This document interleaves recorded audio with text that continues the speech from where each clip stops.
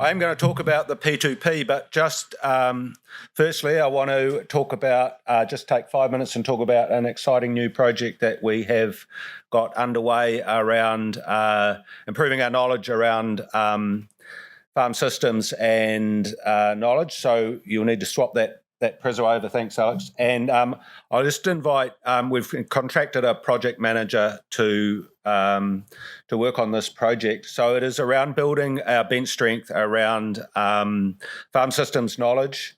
And to be honest, the what's in it for me as far as farmers go is this is a way of getting a farm plan done for your farm and a nutrient budget. And so that's a big payoff, but helping to build knowledge across MPI and government sector is also really important. But I'll let Emma talk about it because she's got it nailed.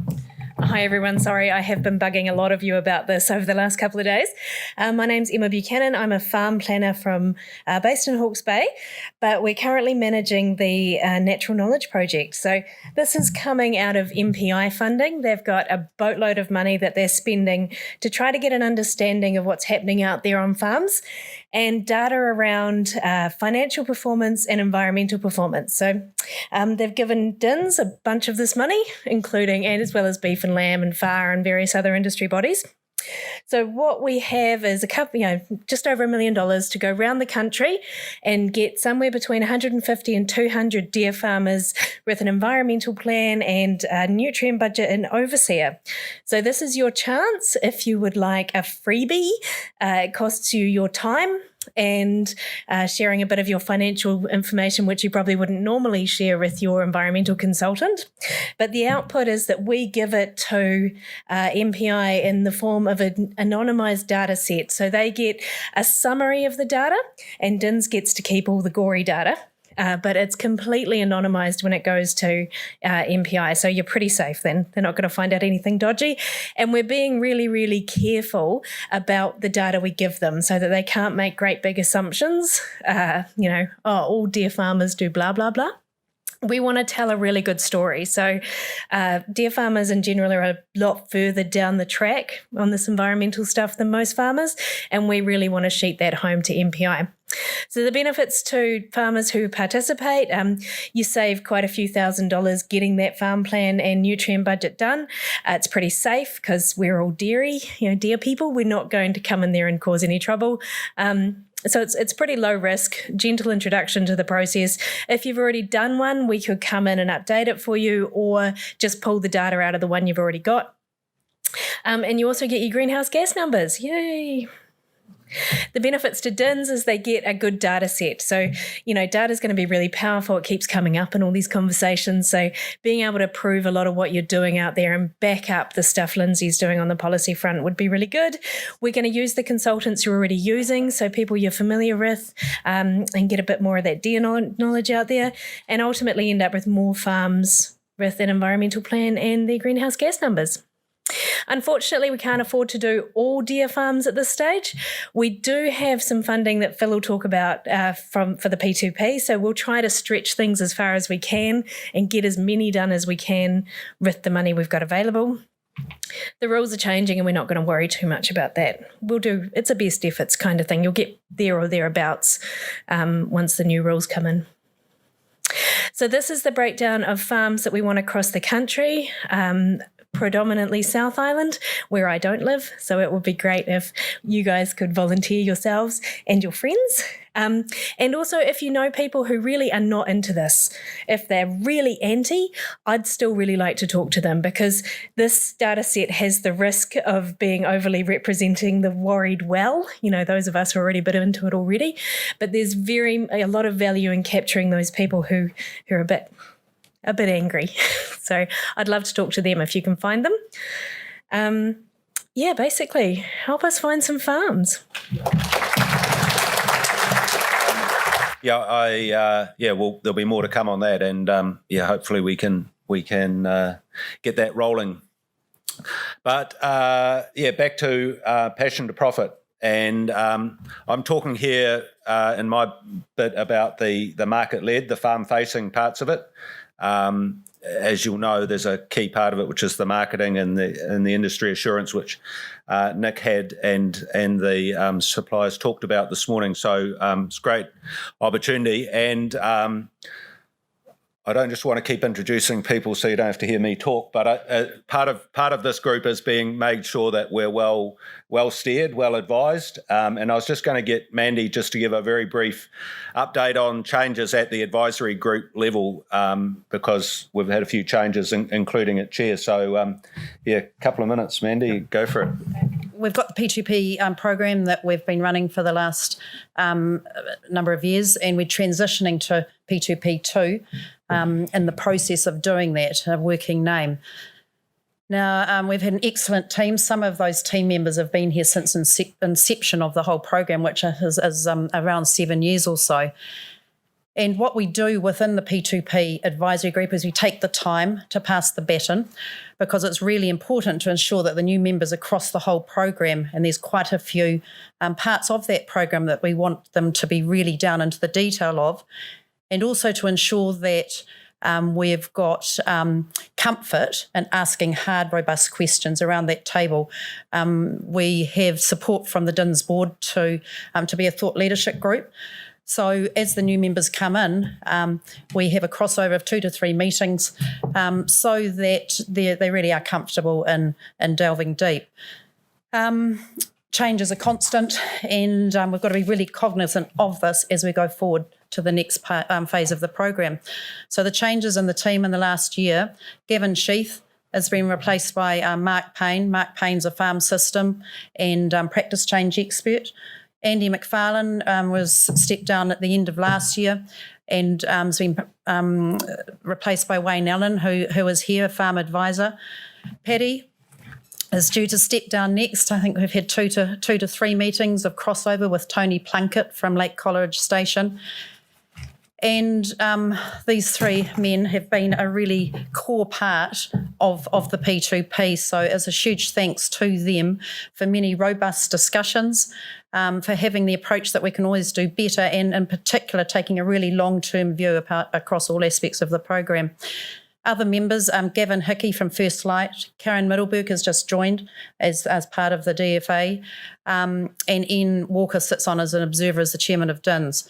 From the exec, and I'm just naming everybody because I really want, if you can take the opportunity over the next day to talk with any of us about the program as Phil gets into the detail of the next phase. So Innes sits around the table with us, Robert Lowe, Tony Pearce, and of course Phil.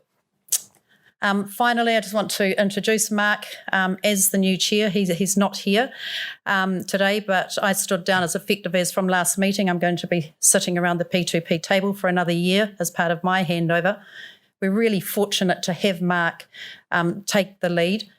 He's got immense knowledge and experience in strategic and change management, and he's got a particular interest which aligns really well with the dairy industry in the adoption of innovation, adult learnings, and also farm systems, and not only in the red meat sector, but particularly in dairy. So I think that's it from me. Thank you, Phil, and please do take the opportunity to talk to any of us that are involved in the program over the next while. Right, we'll crack into it, and I wanted to start with where a presentation like this often finishes, which is with a thank you. And I really want to thank the farmers, both in this room and elsewhere, because it's really, you're contributing your heart and your mind, and that's the way I think of the Passion to Profit program. And of course, it would not be possible to extend it as far as we can, or to even get a lot of the programs going without the input of the Dairy Farmers Association and our key partners at MPI. It's enabled us to build, I think, a world-leading program in engagement and change. So this is how we make sense of all the good work that all my other colleagues are doing, because we get round and we talk to each other. So we've had a couple of talks today about when the going gets tough, we get together in groups. So the last year we met in paddocks. We've stood in streams. Sometimes we got to meet in really nice conference facilities in the warmth, and we did a hell of a lot of this online meetings. And for a while, it was quite good. Some of us got a bit sick of them after a wee while, but they were a good way of keeping the engagement going because we knew each other a wee bit. And I definitely made took the opportunity to engage widely with a lot of people from around the world because we could. And one of those was an evaluation expert in Australia who actually. I'd listened to him on a webinar. Jeff Coots is his name, and he actually, I got him to come in online and talk to the practice change managers, and he really, really loved the concept of the Passion to Profit program, and he really took. He was doing this as a freebie for us because we'd sort of struck up a bit of a friendship, but he took the time to go right back through the business plan, the midterm review. The programs that we'd had running, and gave us some really good advice, because I was conscious that, the funding round for this program finishes in September next year, and I wanted to make sure that we were capturing the right data to actually, we know we've been successful, but to actually show that we're successful. So it's a little bit like having your farm plan. It's not enough to just be in your head. You need to get it down and make sure you can prove it to other people. So there's been a whole range of activities. We talk about the advanced parties and more latterly the Deer Industry Environment Groups, but really the program has developed a huge wealth of resources, tools and tips. So I just sort of split that there. The relative size is because I think people are more important, but the resources are no less valuable that we've done, and I've only listed just a few of them there, and I wouldn't be doing justice if I tried to create a whole list for you there. But the people is where we make sense of a lot of these things, and I'm going to play a short few clips of some of the people in some of the programs you don't necessarily hear of a lot. One is our rural professionals, and this is where we have courses that a 1 or 2 day course where we're trying to get rural professionals more familiar with dairy farm systems so that they can improve the quality of the conversations when they come and visit farms. And then we have programs for up and coming people coming into the industry to actually give them a sense of what's happening in the industry. And then wrap up with a little bit about the just a short clip from an AP member talking about the value he sees in an advanced party, and that's really going to be a lead-in to me talking about what is the transition, what do we want to see, how do we want to build what we want to see in post 2022 when the current round ends. But you see a little triangle there about Deer Industry Environment Groups. Just before I do that, a lot of you will know that I came on board year and a half, couple of years ago now. Time goes when you're having fun in this, but to help get Deer Industry Environment Groups going, and then I took on the slightly bigger role in the rest of the market-led program, and we haven't had as much focus on the Deer Industry Environment Groups as we should have, but just because she's here and we've just appointed her, I'm just going to get introduce Megan McCall, who's taking over as Environment Project Manager. So she's going to really help give this project the attention it deserves and really help answer or help you with the next steps you need to take. So it's not really a presentation, but I just so you know a name and a face, and when Megan gives you a ring, you know, oh, that's right, Phil said there's this new person. So Megan, come on up and tell us a wee bit about what you... Yeah, I didn't prepare anything. So, so as Phil said, my name's Megan McCall. Just been contracted to DINZ just at the start of May, so this is very new. But I work at Abacus Bio in Dunedin, which is an agribusiness. And so my main role for DINZ is supporting Phil in his role and getting more people involved in the environment groups. And as we come up to 2022, making sure that we have enough people and everyone has on the journey of their FEPs and their greenhouse gas numbers. So if you have someone ring up, called Megan, asking you a few questions, please don't hang up. I am not a surveyor. I don't want your bank details. So please, just give me a couple minutes and give me a call if you need any help with your FEPs, your greenhouse gas numbers. I won't know your answers to the question, but I'll hopefully be able to forward you on to whoever you need to be in contact with. So thank you. We've got a team of people that can help. So don't be shy. This is a chance to get it nailed. So let's hear from a couple of people. So the first up is Tessa, who did a rural professional course last year. She's rural banker. Got a lot out of the last couple of days with sort of both the practical aspect of looking around a farm and also just really delving into some financials. So we've had a really good session today, just learning a little bit more, just with some benchmarking figures and getting into the nuts and bolts of gross margins and things like that. So I think it's been really valuable for me to take back to my clients who are farming deer and hopefully adding a bit more value to the conversations I'm having with them. So I love that bit about adding value.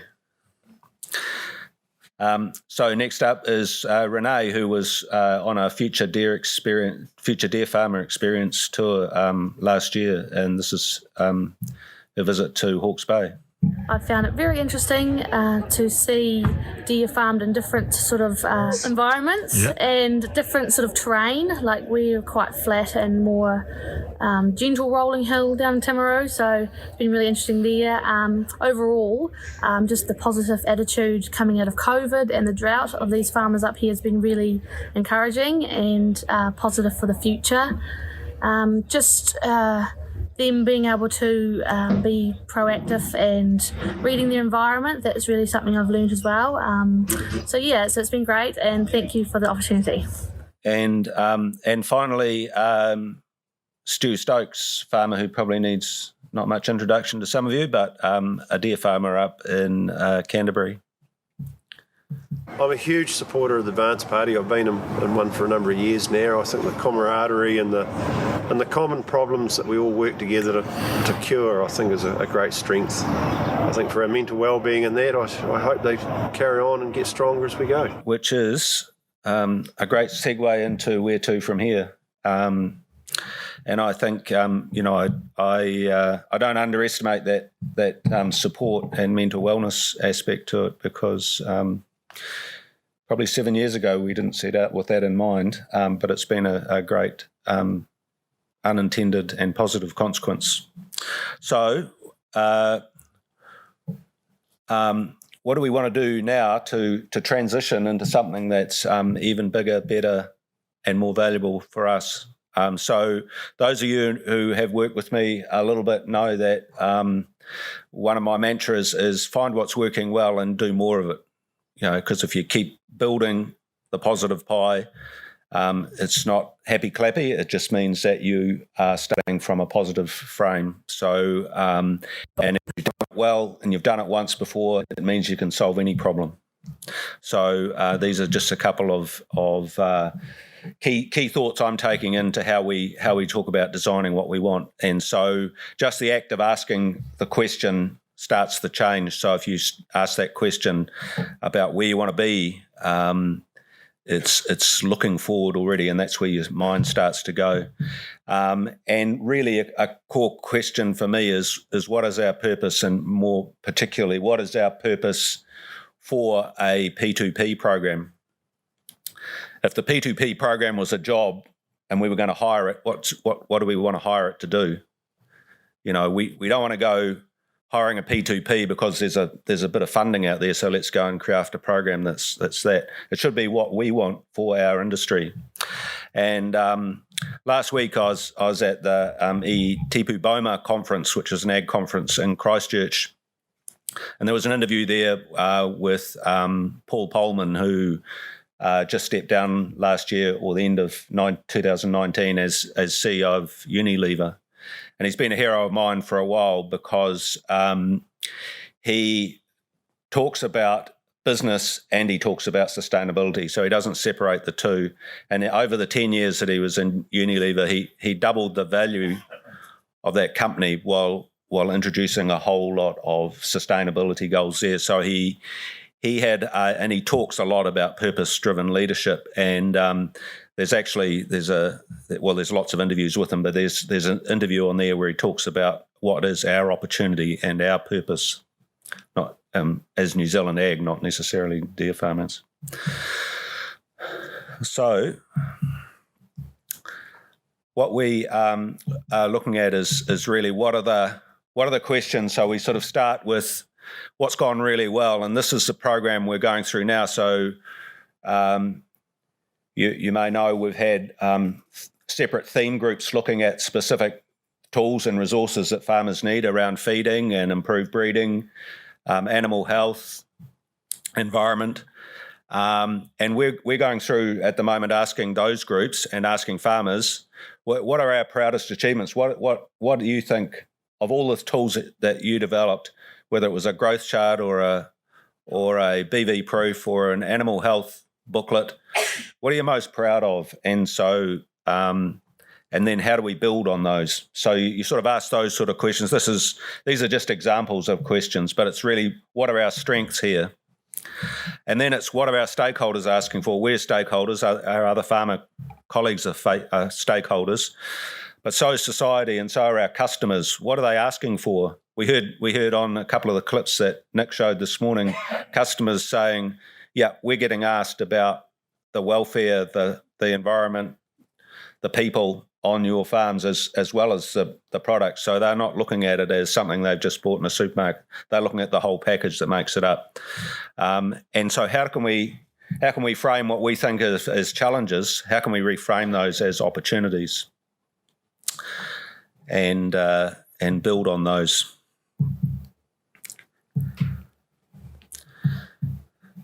And then, it's really that leads on to what do we care deeply about? So all those opportunities, what's the one we hold most dear, and what's our most compelling one? Because that is really, they're going to be the core and the essence of a program. We've had a very broad program. Do we want to keep it as broad as that? Do we want to narrow it? Do we want to select some things? Do we want to keep doing all the things we're doing? Those are questions we need to ask for ourselves. And then it's really what resources, what do we then need? So rather than say, well, there's a bag of gold out there, we'll go and spend all of that. It's actually what do we need? And then is there funding available that could leverage that even further? And then how do we know we've been successful? What would be 3 to 5 things we would monitor over time that would go, yep, we've got that nailed? And keep them flexible, because I talked about the sort of the engagement strategy that we have. That's not one of our key measures at the moment, but it is one that we will certainly leverage going into the future. And there would hardly be a week go by when I wouldn't get a call, or someone wouldn't get a call saying, how are you guys doing it in the dairy industry, because we hear good things. And that's the P2P program that's making that work. So this is a very rough outline and timetable. So we're looking now, and this is a program I'm working on that I'm going to put to the advisory group next meeting for the program we want to have a look at. So we're looking to build a core team now, 5 to 6 individuals that will help us frame a couple of design workshop summits where there'll be a wider groups of stakeholders. I mean, I'd dearly love to get every deer farmer involved, but the reality is we'll have to get those who can represent the voices we want to hear, and not, it won't just be farmers. It'll be those others that have been involved in the program, including rural professionals, other stakeholders who've played key roles, and probably. If I get my way, it'll include some other people who haven't been part of the P2P program, but have been involved in similar change management projects, because they bring a perspective, and often it's a perspective that you go, oh, why didn't we think of that? Because we're living in what we're doing. So, and then from that, working through that process, that sort of upward trajectory area that I had, it'll drift out into a business plan. January might be a bit ambitious. I think in a rush of blood, I had December at one stage, and I thought, no, it's not going to happen. But January might be a month that starts with J. That's. I mean, it's very high level. That is a very quick summary, and this program is really special to the industry, so let's keep it going. And thanks again to you.